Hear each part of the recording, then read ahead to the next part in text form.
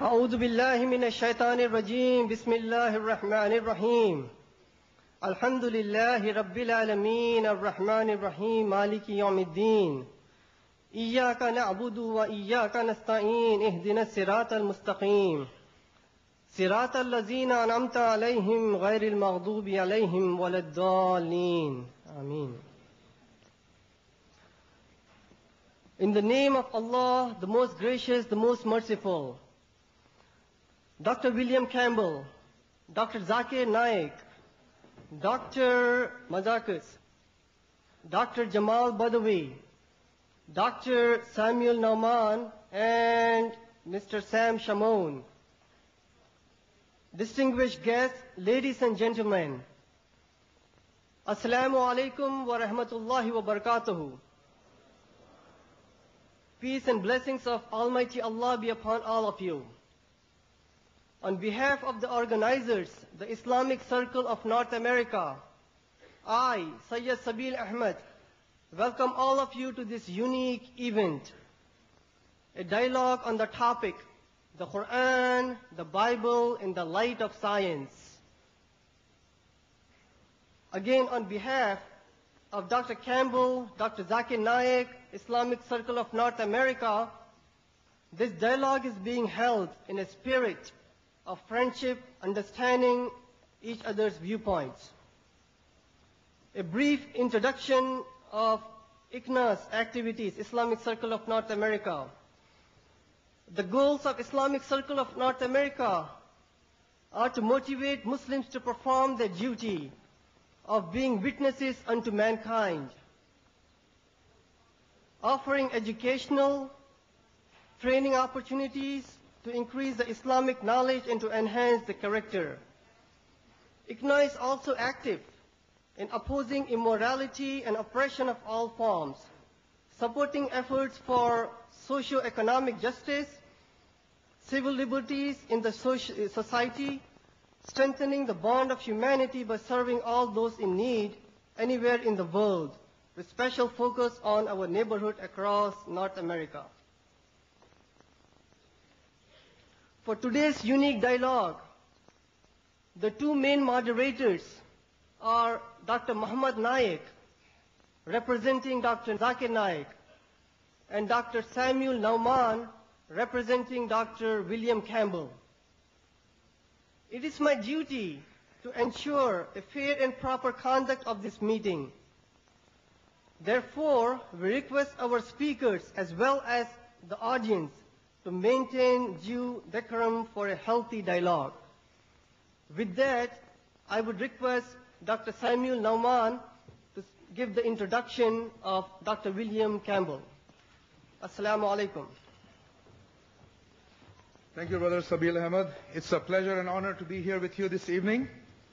And first of all, I myself, with a group of our brothers and sisters from the Christian background, really like to thank the Islamic Circle of North America and the local people who have organized this unique event. They have done a great job. They have worked very hard. And now we have come to the last moment to be here. Dr. William Campbell did his medical work in Cleveland, Ohio at Case Western Reserve University. He worked for 20 years in Morocco, where he learned Arabic. After 7 years in Tunisia, he wrote his book, Answering Dr. Maurice Bucaille's. He is a convinced Christian who likes to explain the Injil or the Gospel to everyone.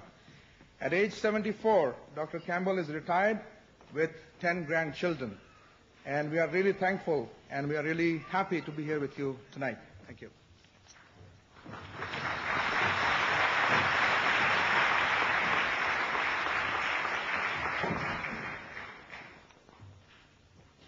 On behalf of the Islamic Research Foundation, I, Dr. Muhammad Naik, am pleased to be amongst you all, along with Dr. Zakir. It's a pleasure to be here for this unique event and have the good pleasure of having scholars like Dr. William Campbell, Dr. Jamal Badawi, Dr. Mazakas, as well as my co-colleague, Brother Dr. Samuel Naman, here with us. I, on behalf of Brother Samuel and myself, present the format for the dialogue. The format, as agreed and decided fair by both our speakers, is Dr. William Campbell would first address you for 55 minutes on the topic, the Qur'an and the Bible in the light of science. Then Dr. Zakir Naik, at the far end, would make his presentation for 55 minutes on the same topic.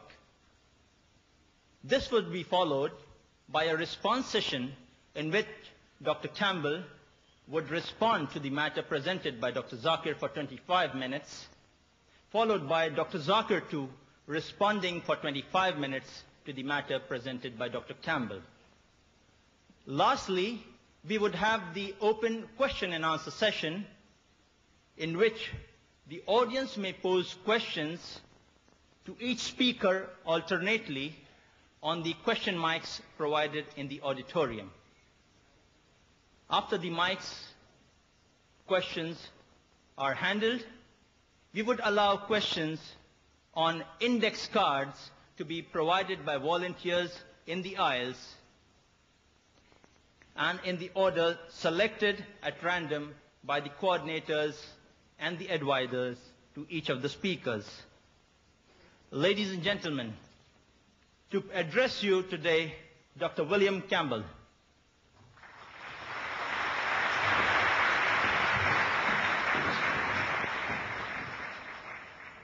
Greeting to Dr. Naik, who almost surely came the farthest. Greeting to Sabil Ahmed and Mohammed Naik. And greeting to the organizing committee. Calling this the ultimate dialogue is a bit of an exaggeration, but it is good advertising. And greetings to you, the audience. I'd like to also bring greetings in the name of Yahweh, or better known as Jehovah, the great Creator God who loves us. I wish to start by speaking about words. Tonight we are going to speak about the words of the Bible and the words of the Qur'an. The scholars of modern linguistics tell us a word, a phrase, or sentence means what it meant to the speaker and the person or crowd of people listening. In the case of the Qur'an, what it meant to Muhammad and those listening to him.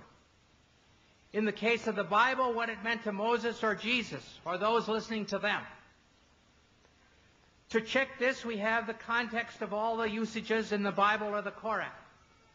In addition, there is the poetry and letters of that century. For the Gospel, the 1st century A.D. For the Qur'an, the 1st century of the Hijra. If we are going to follow the truth, we may not make up new meanings. If we are seriously after truth, there are no permissible lies. Here is an example of what I'm talking about. You can have the first slide here.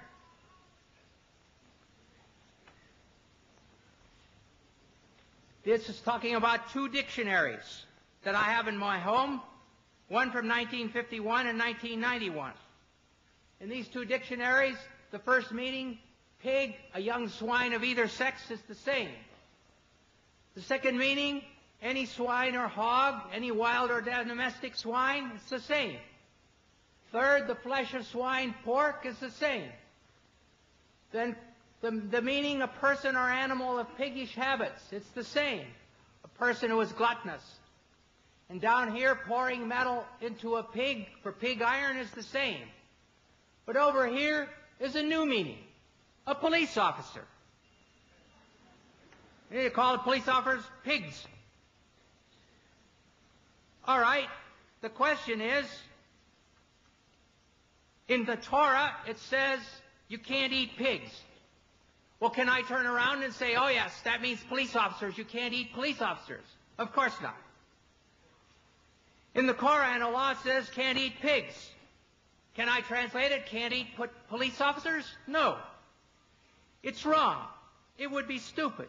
It would be lying, actually. Mohammed did not mean police officers. Moses did not mean police officers. We may not have any new meanings. We must use the meanings known in the 1st century AD for the Bible, or that is for the Gospel, and the 1st century of the Hijra for the Qur'an. Now let us look at what the Qur'an says about embryology. Oh, sorry, got the wrong thing.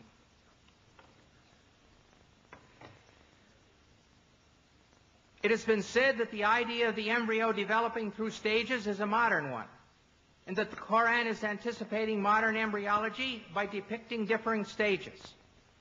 In a pamphlet entitled Highlights of Human Embryology by Keith Moore, Dr. Moore claims the realization that the embryo develops in stages in the uterus was not discussed or illustrated until the 15th century. We will weigh this claim by considering the meaning of the Arabic words used by the Qur'an, and secondly, by examining the historical situation leading up to and surrounding the Qur'an. We will start by looking at the main words using the word alaka, main verses. The Arabic word alaka in the singular, or alaq as the collective plural, is used 6 times.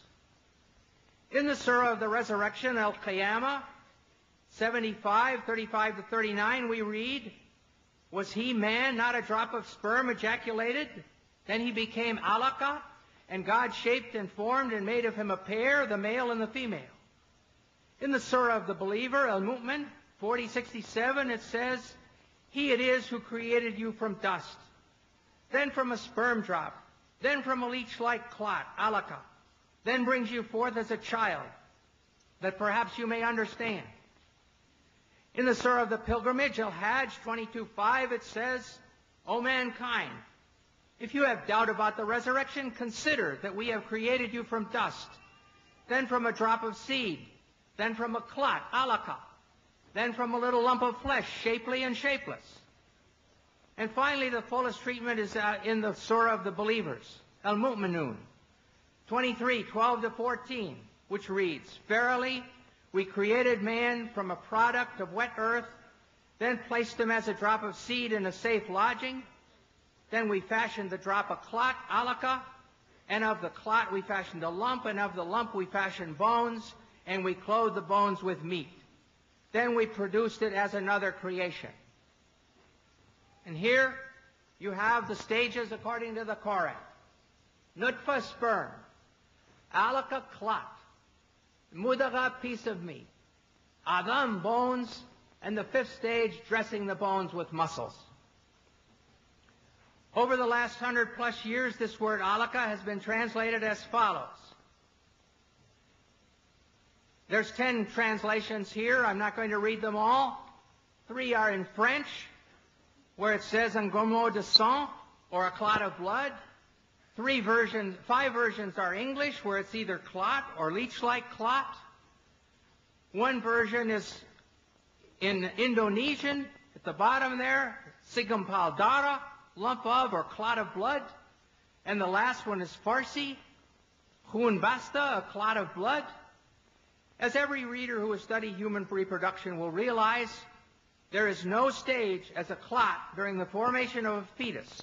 So this is a very major scientific problem. In the dictionaries of Wer and Abdanur, the only meanings given for alaka in this feminine singular are clot and leech. And in North Africa, both of these meanings are still used. Many patients have come to me to ask for a clot to be removed from their throat. And many women have come to me and told me their period didn't come. When I say, "I'm sorry, I can't give you medicine to bring your period because I believe that's a baby," they would say, "Mazel dim, it's still blood." So they were understanding these ideas of the Qur'an. Lastly, we must consider the first verses which came to Muhammad in Mecca. These are found in the 96th surah called alaq, clots, from the very word that we're studying. In 96:1-2 we read, "Proclaim, in the name of your Lord who created man from alaq." Here the word is in the collective plural. This form of the word can have other meanings because alaq is also the derived verbal noun of the verb alika. The verbal noun usually corresponds to the gerund in English, as in the sentence, swimming is fun. Therefore, we could expect it to mean hanging or clinging or adhering. But the 10 translators listed above have all used clot, or congealed blood, in this verse too. In spite of the number and qualifications of these translators who use the word clot, the French Dr. Maurice Bucaille has sharp words for them. He writes, "What is more likely to mislead the inquiring reader is once again the problem of vocabulary. The majority of translations describe, for example, man's formation from a blood clot. A statement of this kind is totally unacceptable to scientists specializing in the field. This shows how great the importance of an association between linguistic and scientific knowledge is when it comes to grasping the meaning of Quranic statements on reproduction." Put in other words, Bucaille is saying, nobody has translated the Qur'an correctly until I, Dr. Bucaille, came along. How does Dr. Bucaille think that it should be translated? He proposes that instead of clot, the word alaka should be translated as something which clings, which would refer to the fetus being attached to the uterus through the placenta. But as all you ladies who've been pregnant know, the thing which clings doesn't stop its clinging to become chewed meat. It keeps on being the thing which clings, which is attached by the placenta for 8.5 months. Thirdly, these verses say that the chewed meat becomes bones, and then the bones are covered with muscle. They give the impression that first the skeleton is formed, and then it is clothed with flesh, and Dr. Bucaille knows perfectly well that this is not true. The muscles and the cartilage precursors of the bones start forming from the somite at the same time. At the end of the 8th week, there are only a few centers of ossification started, but the fetus is already able to make muscular movement. In a personal letter from Dr. T.W. Sadler, who's associate professor in anatomy and the author of Langman's Medical Embryology, Dr. Sadler states, at the 8th week post-fertilization, the ribs would be cartilaginous, not bone, and muscles would be present. Also at this time, ossification would just begin. Muscles would be capable of some movement at 8 weeks. It's always better to have 2 witnesses, so we shall see what Dr. Keith Moore has to say about the development of bones and muscles in his book, The Developing Human. Extracted from chapters 15 and 17, we find the following information. The skeletal system develops from mesoderm. The limb muscles develop in the limb buds that are derived from this somatic mesoderm. We see that here on this slide. It's difficult perhaps to see, but there's the limb bud. And then here there's just a little bit of cartilage with the muscles around. Here there's more cartilage. And this is the whole the bones are formed and in the form of bones, but it's all cartilage. No bones yet.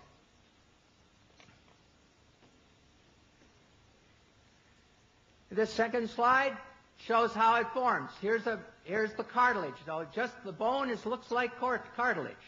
And then it starts to have some calcium deposited. And then it starts to have ossification and bone form.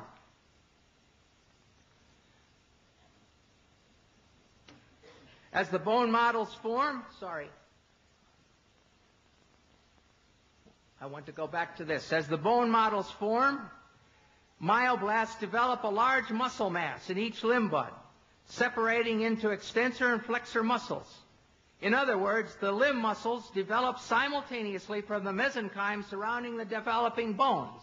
So there's the cartilage, and here are the muscles developing around the cartilage. During a personal conversation with Dr. Moore, I showed him Dr. Sadler's statement, and he agreed that it was absolutely valid. Conclusion. Dr. Sadler and Dr. Moore agreed. There is no time when calcified bones have been formed and then the muscles are placed around them. The muscles are there several weeks before there are calcified bones, rather than being added around previously formed bones as the Qur'an states. The Qur'an is in complete error here. The problems are far from being solved. Let us return to alaka. Dr. Moore also has a suggestion. He says another verse in the Qur'an refers to the leech-like appearance and the chewed-like stages of human development. From this definition, Dr. Moore has gone ahead to propose that a 23-day embryo, 3 millimeters long, that's 1/8 of an inch. I can hardly put my fingers that close together without touching. This is Carnegie Stage 10, shown on the inside cover of Moore's book. This is the beginning. And here's the sperm entering the egg. So that's stage 1. Comes down here to stage 6 in the 2nd week. And here's the 3rd there's And there's stage 10, and here's day 23. And this is what Dr. Moore wants to say looks like a leech. If we look further, though, and look at the X-ray, here's day 22, and the backbone is still open. And when we look at day 23, the backbone is open there, and it's open there, and the head is wide open. It doesn't look like a leech at all. And if you keep on, and this is a diagram of it. The head is open, the rostral neuropore. And finally, this diagram shows there is the 20-day embryo. It's got a yolk sac. It's got an umbilicus. It doesn't look like a leech at all. The great problem with these new definitions for the word alaka is that no confirming examples have been provided from the Arabic use in the centuries surrounding the Hijra. The only way to establish the meaning of the word is by usage. The only way to establish whether the singular form alaka can mean a 3-millimeter embryo or the thing that clings is to bring sentences demonstrating this usage from the literature of the Arabs of Mecca and Medina close to the time of Muhammad, especially from the language of the Quraysh. This will not be an easy task because much work has already been done on the clear Arabic of the Quraysh. The early Muslims understood intuitively the need to know exactly what the Quranic words mean. And for this reason, they made comprehensive studies of their language and poetry. Hamza Boubacar, former rector of the main mosque in Paris, brought up this subject at a conference on the one God in Montpellier in 1985. He posed the question to the audience: has the comprehension of the text of the Qur'an known at the time of Muhammad remained stable? And his answer was, ancient poetry shows that it has. We can only conclude, if the verses which bring spiritual comfort and hope to Muslims have remained stable, then the scientific statements embedded in those verses must also be accepted as stable, unless new evidence can be brought forward. This is especially important since some of the verses say that this information is a sign. The Surah of the believer, as we saw above, says, He it is who created you from dust, then from a sperm drop, then from a clot, alaka, that perhaps you may understand. And in the Surah of the pilgrimage, he said, O mankind, if you have doubt about the resurrection, consider. Therefore, the question must be asked. If it was a clear sign to the men and women of Mecca and Medina, what did they understand from the word alaka, which would lead them to faith in the resurrection? The answer. We are going to examine the historical situation leading up to the time of Muhammad to see what Muhammad and his people believed about embryology. We will start with Hippocrates. According to the best evidence, he was born on the Greek island of Kos in 460 BC. And he has stages. His stages are as follows.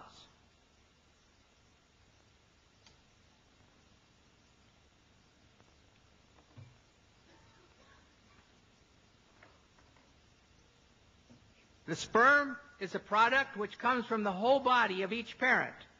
Weak sperm coming from the weak parts, and strong sperm from the strong parts. Then he goes ahead and talks about the coagulation of the mother's blood. The seed, embryo, then is contained in the membrane. Moreover, it grows because of its mother's blood, which descends to the womb. For once a woman conceives, she ceases to menstruate. Then about flesh. He says at this stage, with the descent and coagulation of the mother's blood, flesh begins to be formed with the umbilicus. And lastly, bones, he says, as the flesh grows, it is formed into distinct members by breath. The bones grow hard and send out branches like a tree. Next, we will look at Aristotle. In his book on the generation of animals, sometime about 350 BC, he gives his stages of embryology.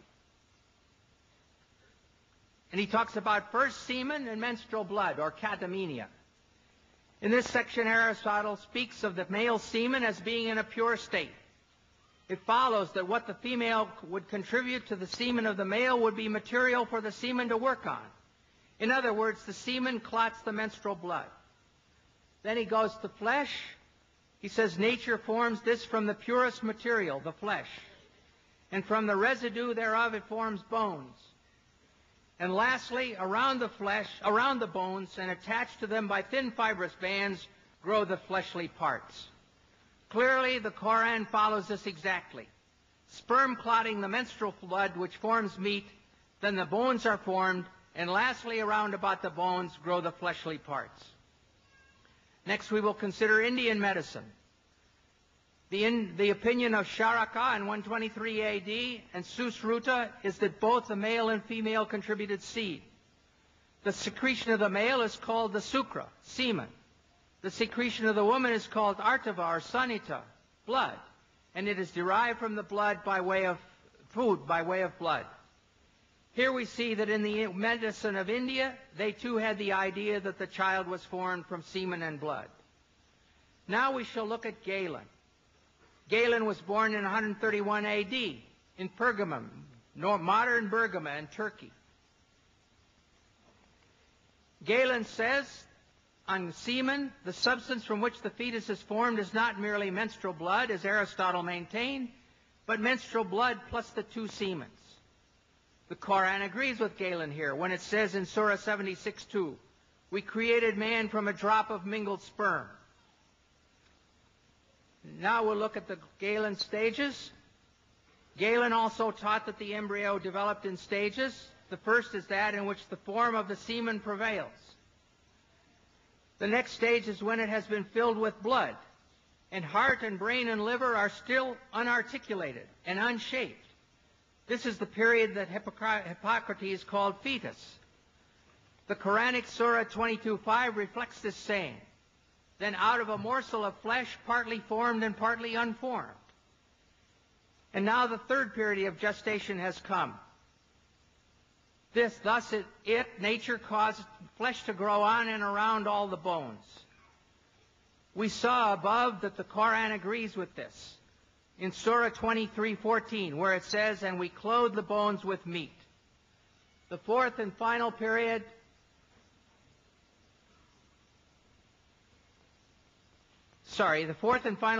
is at the stage when all the parts in the limbs have been differentiated.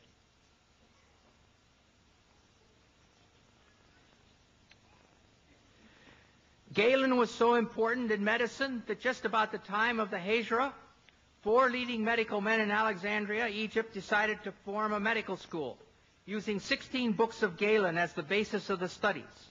This continued up to and including the 13th century. We must now ask ourselves, what was the political, economic, and medical situation in Arabia at the time of Muhammad? From the Hadramaut in Yemen, the caravans of the spice trade passed north through Mecca and Medina and then reached into all of Europe. In North Arabia, in about 500 AD, the Ghassanids took over, and by 528, they controlled the Syrian desert over to the outskirts of Medina. Syriac, a form of Aramaic related to Arabic, was their official language. As early as 463, the Jews translated the Torah and Old Testament from Hebrew into Syriac. The British Museum has a copy. This made it available to the Ghassan, who were Christians, and to the Jewish tribes in Arabia. During this time, Sergius al-Rasaini, who died in Constantinople in 536, one of the earliest and greatest translators from Greek into Syriac, translated various works on medicine, including 26 works of Galen. This made them available in the kingdom of Khosrow I in Persia and to the Ghassan tribe whose influence extended to the outskirts of Medina. Khosrow I, Arabic Kisra, king of Persia, was known as Khosrow the Great. His troops conquered areas as far away as Yemen, and he also loved learning and started several schools. The school of Jundi Shapur became, during Khosrow I's long reign of 48 years, the greatest intellectual center of the time. Within its walls, Greek, Jewish, Nestorian, Persian, and Hindu thought and experience were freely exchanged. Teaching was done largely in Syriac, from Syriac translations of Greek texts. This meant that Aristotle, Hippocrates, and Galen were readily available when the medical school at Jundi Shapur was operating during his reign. The next step was that the conquering Arabs compelled the Nestorians to translate their Syriac texts of Greek medicine into Arabic. The translation from Syriac to Arabic was easy, as the two languages had the same grammar. Concerning the local medical situation during Muhammad's life, we know there were physicians living in Arabia during this period. Harith bin Qalada was the best educated physician trained in the healing arts. He was born about the middle of the 6th century at Taif, in the tribe of Bani Thaqif. He traveled through Yemen and then Persia, where he received his education in the medical sciences at the great medical school of Jundi Shapur, and thus was intimately acquainted with the medical teachings of Aristotle, Hippocrates, and Galen. Having completed his studies, he practiced as a physician in Persia, and during this time he was called to the court of King Khosrow, with whom he had a long conversation. He came back to Arabia about the beginning of Islam and settled down at Taif. While there, Abu al-Khair, a king of Yemen, came to see him in connection with a certain disease, and on being cured, rewarded him with much money and a slave girl. Though Harith bin Qalada did not write any book on medicine, his views on many medical problems are preserved in his conversation with Khosrow. About the eye, he says that it is constituted of fat, which is the white part. And then the second is constituted with water, which is the black part, and of wind, which constitutes the eyesight. Well, these things we know to be wrong now, but this was Greek thought. All this goes to show the acquaintance of Harith with the Greek doctors. Summarizing the situation in a few words in his book, Histoire de la Médecine Arabe, Dr. Lucien Leclerc writes, Harith ben Qalada studied medicine at Jundi Shapur, and Muhammad owed to Harith a part of his medical knowledge. Thus, with the one as well as the other, we easily recognize the traces of Greek medicine. Sometimes Muhammad treated the sick, but in the difficult cases, he would send the patients to Harith. Another educated person around Muhammad was Nadir bin Harith. Not related to the doctor, he was a Qurashite and cousin of Muhammad, and had also visited the court of Khosrow. He had learned Persian and music, which he introduced among the Quraysh at Mecca. However, he was not sympathetic to Muhammad, mocking some of the stories in the Qur'an. Muhammad never forgave him for this, and when he was taken prisoner at the Battle of Badr, he caused him to be put to death. In summary, we see that 1. Arabs living in Mecca and Medina in 600 had political and economic relations with people from Ethiopia, Yemen, Persia, and Byzantine. A cousin of Muhammad knew Persian well enough to do his musical studies in it. 3. The Ghassan tribe, which ruled the Syrian desert over to the gates of Medina, used Syriac, one of the main languages used to teach medicine in Jundi Shapur, as their official language. An ill king of Yemen came to Taif to consult the physician Harith bin Qalada, who had been trained where? At Jundi Shapur, the best medical school in that world, and to whom Muhammad sometimes sent patients. 5. During Muhammad's lifetime, a new medical school was established in Alexandria, using the 16 books of Galen as their texts. This all shows that there was ample opportunity for Muhammad and the people around him to have heard of the embryological theories of Aristotle, Hippocrates, and Galen when they went to seek treatment from Harith ben Kalada and other local doctors. Thus, when the Qur'an says in the late Meccan Surah of the Believer, 40:67, He it is who created you from dust, then from a sperm drop, then from a leech-like clot, that perhaps you may understand. And then in the Surah of the Pilgrimage, O mankind, if you have doubt about the resurrection, consider what we have created, that we have created you from dust. It is correct for us to ask again, what were they to understand? What were they to consider? And here are the Quranic stages again. Nutfa sperm, alaka clot, mudagha piece of meat, adam bones, and 5, dressing the bones with muscles. The answer is very clear. They were understanding and considering that which was common knowledge, the embryological stages as taught by the Greek physicians. I don't mean that Muhammad's listeners all knew the names of the Greek physicians, but they knew the embryological stages of the Greek physicians. They believed that the male sperm mixed with the female menstrual blood to cause it to clot, and this became the baby. 2, they believed there was a time when the fetus was formed and unformed. 3, they believed the bones formed first and then were covered with muscle. Allah was using that common knowledge as a sign encouraging the listeners and readers to turn to Him. The trouble is that this common knowledge was and is not true. Arab physicians after Muhammad. We must now look at 2 well-known physicians from the period after Muhammad. Obviously, they had no effect on the Qur'an, but they demonstrated that faith in the embryological ideas of Aristotle, Hippocrates, and Galen continued among the Arabs right up to the 1600s. If the correct translation of alaka is leech-like substance, as modern Muslims like Shabir Ali claim, there is no place where these post-Quranic doctors said so. In fact, it's just the opposite. The ideas of these Greek physicians were being used to explain the Qur'an, and the Qur'an was quoted to enlighten the meaning of the Greek physicians. The human being takes its origin from 2, this is speaking about Ibn Sina, or Avicenna. The human being takes its origin from 2 things. The male sperm, which plays the part of factor.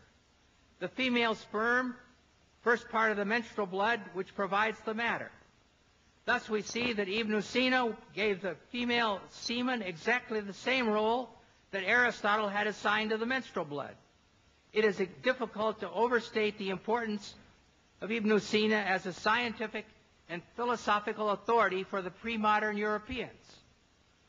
Then we're going to look at Ibn Qayyim al-Jawziyah.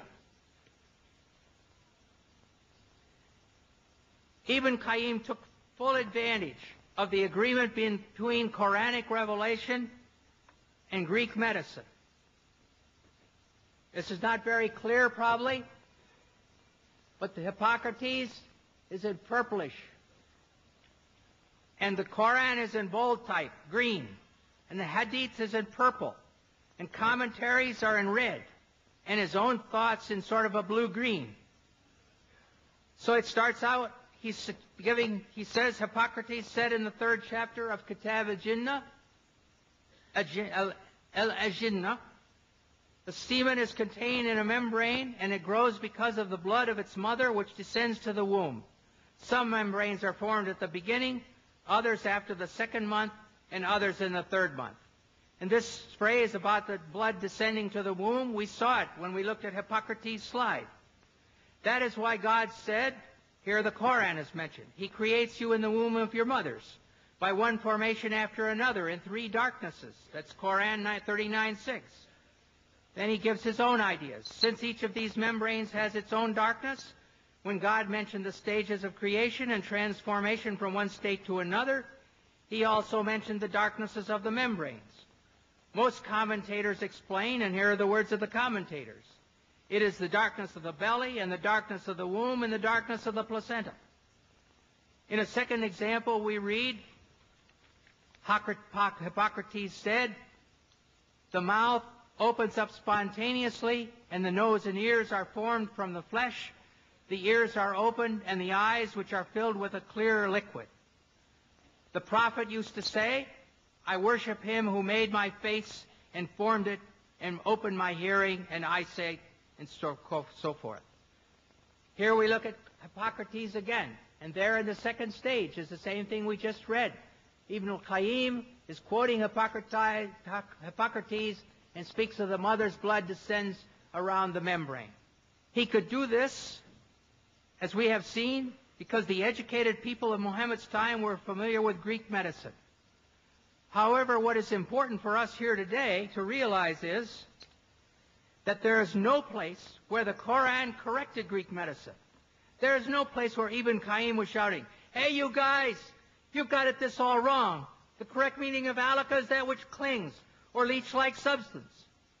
On the contrary, Ibn Qayyim was demonstrating the agreement between the Qur'an and the Greek medicine, their agreement in error. A final witness is the commentary of Baidawi in 1200 AD. Here we have the commentary. We have the Qur'an here. We have his commentary, and here it's been translated. And he says, then from alaka, a piece of solid blood is his explanation of alaka. Alaka is underlined. That's from the Qur'an. And here's his explanation, a piece of solid blood. Then he goes on, then from a piece of meat from the Qur'an. A piece of meat originally as much as can be chewed, and so forth.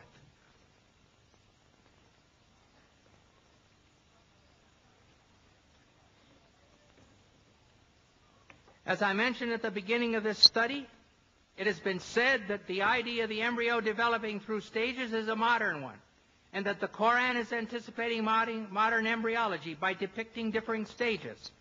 Yet we have seen that Aristotle, Hippocrates, the Indians, and Galen have all discussed the stages of embryological development during the 1,000 years before the Qur'an. And after the coming of the Qur'an, the account of the different stages, as described by the Qur'an and the Greek doctors, was carried on in the teachings of Avicenna and Ibn Qayyim, and is essentially the same as that taught by Galen and those preceding him.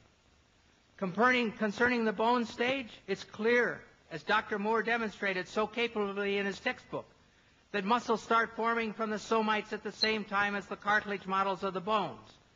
There's no bone stage where there's a skeleton sitting here and then the muscles are plastered around it. It's equally clear that alaka in the Qur'an means clot, and that the Quraysh who heard Muhammad speaking understood him to be referring to the menstrual blood as the female contribution to the developing baby. Therefore, we can conclude that during all these years, the Quranic verses on embryology, saying that man is created from a drop of sperm which becomes a clot, were in perfect accord with the science of the first century of the Hijra, of the time of the Qur'an. But when compared with the modern science of the 20th century, Hippocrates is in error, Aristotle is in error, Galen is in error, and the Qur'an is in error. They are all in serious error.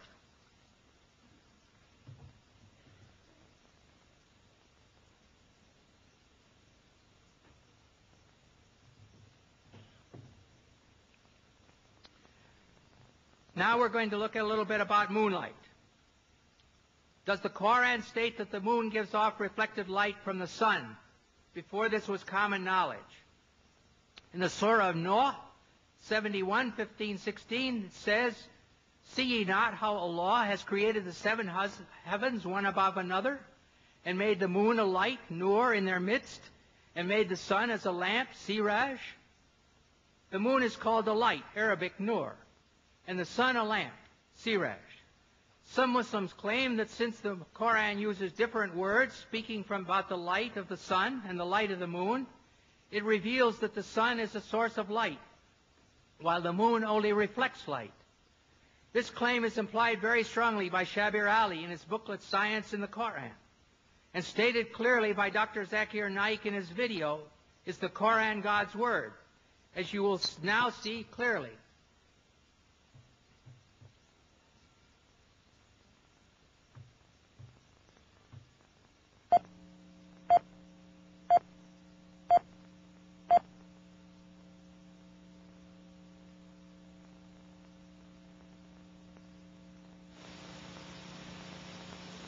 The light that we have, the light that we obtain from the moon, where does it come from? So he will tell me that previously we thought that the light of the moon was its own light. But today, after science has advanced, we have come to know that the light of the moon is not its own light, but it's a reflected light of the sun. I will ask you a question. That it is mentioned in this Qur'an, in Surah Al-Furqan, chapter number 25, verse number 61. Blessed is he who has created the constellations and placed therein a lamp and a moon which has reflected light. The Arabic word for moon is qamar. And the light described there is munir, which is borrowed light, or nur, which is a reflection of light. The Quran mentions that the light of the moon is reflected light. You say you discovered it today. How come it's mentioned in the Quran 1400 years ago? You will pause for a time. You won't reply immediately. And then may say, maybe it's a fluke. I don't argue with him. Proceed. Near the end of the video, we heard Dr. Naik explain the Arabic word for moon is qamar, and the light described there is munir, which is borrowed light, or nur, which is a reflection of light. Please do not forget what he said. Munir is borrowed light, and nur is reflected light. Not only is this claimed to be a statement in keeping with scientific truth, but it is also claimed to be scientifically miraculous, since this was supposedly only discovered relatively recently. It is correct that the moon does not emit its own light, but only reflects the light of the sun. But this was known already almost 1,000 years before Muhammad. Aristotle, in about 360 BC, discussed knowing that the earth was round by its shadow on the moon. He could only speak of the earth's shadow crossing the moon if he knew that moonlight is reflected light. If you still insist that this is a miracle of scientific knowledge, then we must ask ourselves, do the Quranic words themselves support this claim? Siraj. First we shall look at Siraj. In Surah Noah, which was read above, in Surah Al-Furqan 2561, it is simply lamp, referring to the sun. In Surah An-Naba 78:13, Sirajan Wahjan means a dazzling lamp, again indicating the sun. The words nur and munir come from the same Arabic word, root. The word munir is used 6 times in the Quran. 4 times, Surahs Al-Imran 3:184, Al-Hajj 22:8, Luqman 31:20, and Fatir 35:35. It is the phrase Kitab al-Munir, which Yusuf Ali translate as a book of enlightenment. And Pickthall uses the scripture-giving light. Clearly, this indicates a book which is radiating the light of knowledge. Nothing about reflection. Nur. It says in Surah Noah 71:16 and Yunus 10:5 that Allah made the moon a light. Thus we find that the Quran says that the moon is a light, and it never says that the moon reflects light. Moreover, in other verses, the Quran says that Allah is a nur, a light. Surah Nur 24:35, one of the most beautiful passages in the Quran, reads, Allah is the light, nur of the heavens and the earth. The parable of his light is as if there was a niche, and within it a lamp, the lamp enclosed in glass, the glass as it were a brilliant star, and so forth. Thus we see that the word nur is used for both the moon and Allah. Are we going to say that Allah gives off reflected light? I think not. But if you continue to insist that nur, used for the moon, means borrowed or reflected light, and we saw above that Allah is the light, nur of the heavens and the earth, what is the source of this light? Siraj, of which Allah is only a reflection. Think about it. If Allah is named nur or reflected light, who or what is the Siraj? Well, the Quran tells us who the Siraj is. But the answer will shock you. In Surah Al-Ahzab 33, 45, 46, we find, O Prophet, truly we have sent thee as a witness, a bearer of glad tidings and a warner, and as a lamp spreading light. Here it says that Muhammad is the lamp spreading light. In Arabic it is wasirajan muniran. Linguistically and spiritually, this is the end of the discussion. Linguistically, siraj and the adjective munir are used together for the same shining thing, the person Muhammad. It's clear munir does not mean reflected light in this verse or in any other verse. It means shining. The people of Muhammad's time understood that the moon was shining, and they were right. Just as the people of Moses' time understood that the sun was the greater light and the moon the lesser light, and they were right. But if you insist that the Arabic words nur and munir mean reflected light, then based on the use of these words in the Qur'an, Muhammad is like the sun and Allah is like the moon. Does Dr. Naik really want to say that Muhammad is the source of light and Allah is only his reflection? Why are these so-called scientific claims made which no Muslim can support if he makes a serious study of his own Qur'an? In a dialogue like tonight, it makes honest discussion very difficult, almost impossible. Let us go on and look at the water cycle. Some Muslim authors claim that the Qur'an shows pre-scientific knowledge of water cycle. What is the water cycle? Here in this slide, you see 4 steps. The first step is evaporation. The water evaporates from the seas and the earth. Second step, it becomes clouds. Third step, it gives rain. And fourth, this rain causes the plants to grow. This is all very straightforward, and everybody knows 2, 3, and 4. Even if they live in a town, they know the clouds come and rain comes and their flowers grow. But what about step 1? The evaporation. You can't see it. It's difficult. And the Qur'an does not have step 1.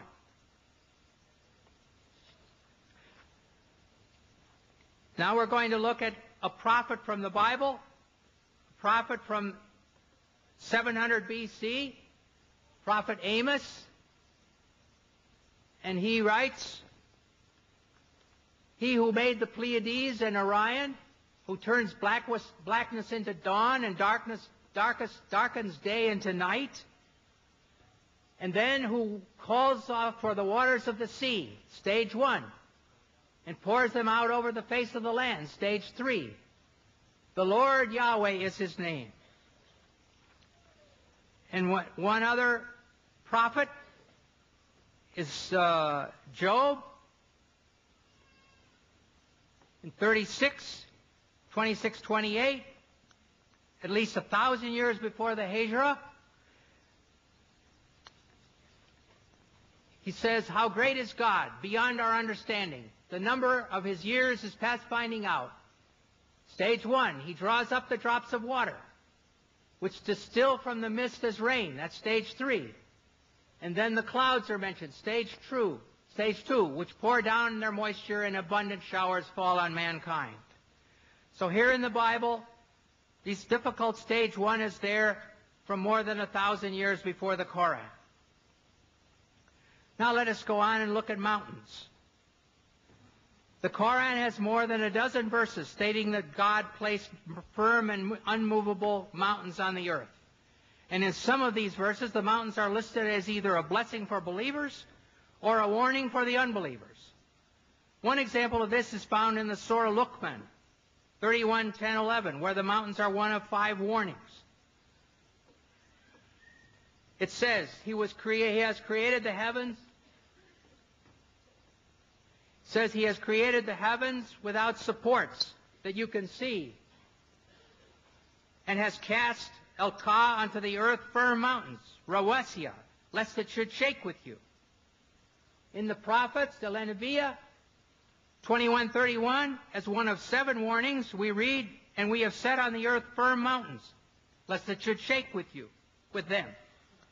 Finally, in the B, An-Nahl 16:15 says, "And He has cast Al-Ka onto the earth firm mountains, Rawasiya, lest it should shake with you."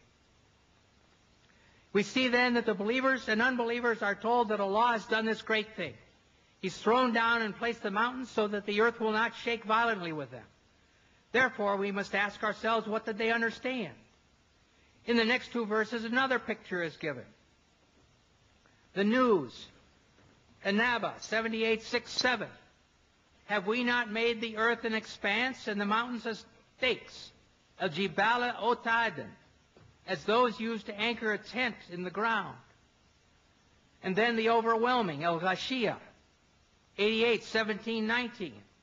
Do they, the unbelievers, not look at the mountains, al-jibal, how they've been pitched like a tent? Here men are told that the mountains are placed as tent pegs.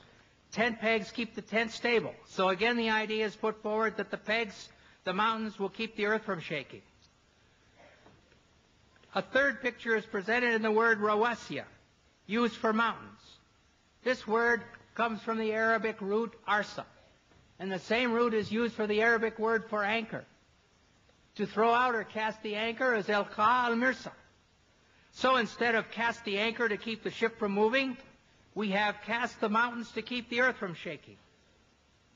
From these pictures, it is clear that Muhammad's followers understood that the mountains were thrown down like tent pegs to keep a tent in place, like an anchor to hold a ship in place, to stop the earth from moving, i.e. limit earthquakes.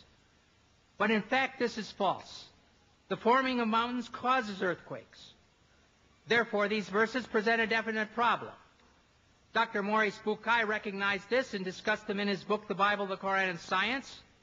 After quoting the above verses about mountains, he says, modern geologists describe the folds in the earth as giving foundation to the mountains, and the stability of the earth's crust results from this phenomenon of these folds. When asked about this, Professor of Geology Dr. David A. Young says, while it is true that many mountain ranges are composed of folded rock, and the folds may be of large scale, it's not true that the folds render the crust stable. The very existence of the folds is evidence of instability in the crust. In other words, mountains don't keep the earth from shaking. Their formation caused and still causes the surface of the earth to shake. Geological theories at the present time propose that the hardened crust of the earth is made of sections or plates, which slowly move in relation to each other. Sometimes the plates separate, like North and South America separating from Europe and Asia, and Europe and South Africa. And sometimes they go together, and they slide next to each other, and they bump into each other. And then they cause earthquakes. An example this time of mountain formation is found in the Middle East, where the migration of Arabia toward Iran has resulted in the Zagros range in Iran. In many parts of the world, as one travels along the roads, one sees a hillside where the sandstone layers, which were horizontal when they were deposited, are now sticking up at angles. And so here you can see these sandstone layers, which were horizontal in the beginning, now they're sticking up at 75 degrees, where they were pushed up there by an earthquake, by the mountains being formed. Sometimes the plates get caught on each other and stop sliding. During this period, great forces are built up. When the forces of friction are overcome, the piece of plate that was stuck lurches forward, causing the shock wave of a thrust quake. And all of a sudden it goes thunk like this. In a recent earthquake, it was calculated that the Cocos plate in Mexico suddenly jumped forward 3 meters. Well, if your house suddenly jumped 3 meters, it would be a catastrophe. Another type of mountain is that formed by volcanoes. Lava and ash from inside the earth are thrown out and piled up until a high mountain is formed, even from the bottom of the sea. And we can see this kind of action in this picture. I hope you can see it. Not clear, is it?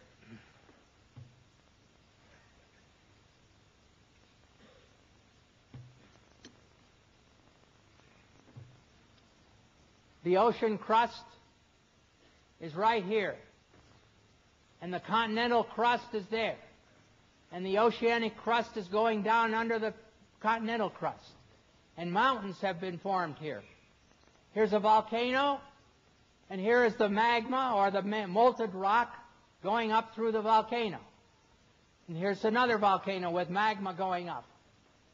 And so this is how the mountains are formed, and earthquakes are formed.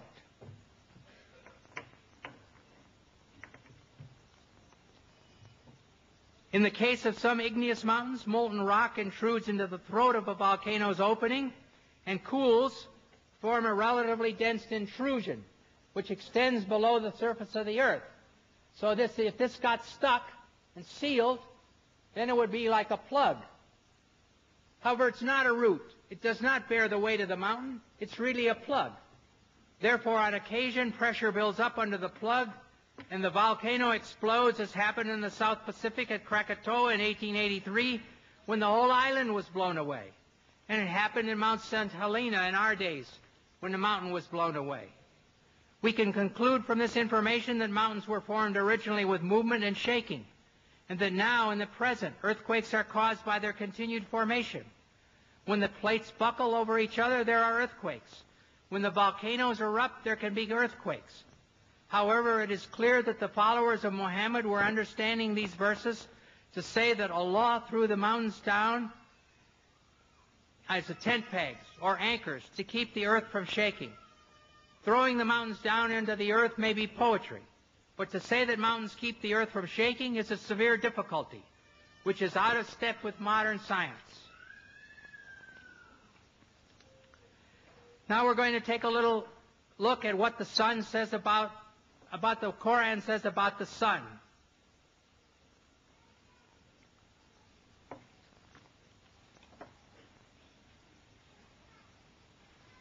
In the Surah of the Kahf, 1886, it says, until when Zul Qarnayn, that's Alexander the Great, reached the setting of the sun, he found it set in a spring of murky water. I'm sorry.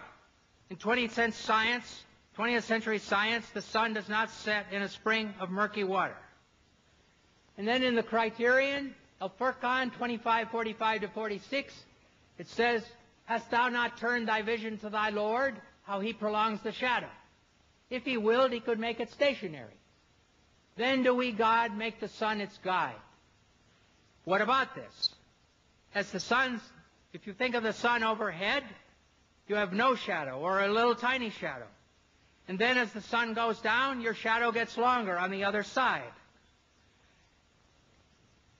Well, the sun is stationary in relation to the earth. It's not what causes the shadow to shift. The rotating earth guides the shadows. So if you demand 20th century accuracy, the surah should say the rotating earth causes the shadows to change. I will look at a different subject, Solomon's death. Whether this is science, I don't know. Maybe sociology. Solomon's dead. He's propped up on his staff. Says the jinns work for him as Solomon desired. Then when we decreed death upon Solomon, nothing showed them his death except a little creeping creature of the earth, which gnawed away his staff. And when he fell, the jinns saw clearly how, if they had known the unseen, they would not have continued in the humiliating penalty of work. So here's Solomon. He's dead. He's propped up on his staff, like a wakaf in Morocco, overseeing only a road gang. And no cook comes to ask him for what he wants for dinner. And no general comes for orders. And none of his nobles come to say, let's go hunting. No one notices. I'm sorry. I do not believe this story. And it won't fit 20th century sociology or 7th century sociology, where the king would never be left alone like that. Now finally, let us look at milk.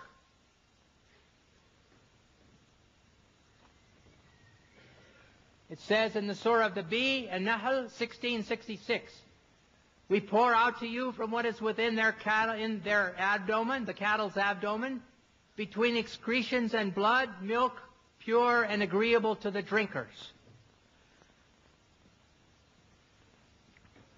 The abdomen where the intestines are, in 20th century medical science, the abdomen where intestines are is where the intestines are. The mammary glands are under the skin. In humans, they're under the skin here. In cattle, they're under the skin between the legs. No connection. There's no connection between the breasts and the intestines and their feces in any way. Feces, though in the body, it really is outside of the animal. Animal's finished with it. It's not connected to milk or to anything else. And finally, going to look at communities. The Surah of the Cattle, Al-An'am 638, there is not an animal on the earth, nor a being that flies on two wings, but forms communities like you. Speaks about no animal on earth, not a being that flies. And then it says that every one of them is communities like you. And I assume that the Qur'an is speaking about we humans. Well, in some spiders, when they finish mating, the mother eats the father. Well, I'm glad that my wife didn't eat me. Even in bees, the extra male drones are thrown out to die. Well, I'm glad also that after we had 4 children, that my wife didn't push me out of the house, too. Finally, the lions. When a lion gets old, a male lion gets old, a young lion comes along and drives him away from his own wives. And the young lion takes over the wives. But what he does with the cubs of the old lion, he kills them all. So I do not think that this sentence is true. All of the communities and all of the animals do not live in communities like us. In conclusion, it is clear that the Qur'an has many scientific errors. As a generality, the Qur'an mirrors and reflects the science of its time, the science of the 7th century A.D. We came here to seek truth. I've done my best to present valid information. If you want to see all the references, my book, The Qur'an and the Bible in the Light of History and Science, is for sale outside that door at a bargain price tonight. May the God of all truth guide you. Thank you.